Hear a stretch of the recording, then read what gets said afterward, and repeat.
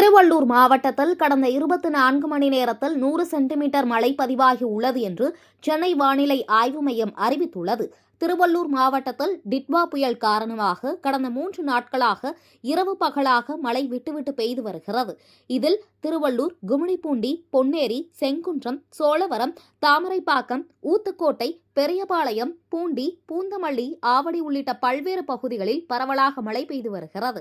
இந்த நிலையில் கடந்த 24 மணி நேரத்தில் பெய்த மழையால் அதிகபட்சமாக பொன்னேரியில் 20 சென்டிமீட்டர் மழையும், செங்குன்றத்தில் 18 சென்டிமீட்டரும், கும்மிடிப்பூண்டியில் 17 சென்டிமீட்டரும், சோழபுரத்தில் 14 சென்டிமீட்டரும், ஆவடியில் 9 சென்டிமீட்டரும், திருவள்ளூர், பூந்தமல்லி ஆகிய பகுதிகளில் 5 சென்டிமீட்டர் மழையும், குறைந்தபட்சமாக திருத்தணியில் 4 மில்லிமீட்டர் மழையும் பதிவாகியுள்ளது. திருவள்ளூர் மாவட்டத்தில் சராசரியாக 100 சென்டிமீட்டர் மழை பதிவாகியுள்ளது.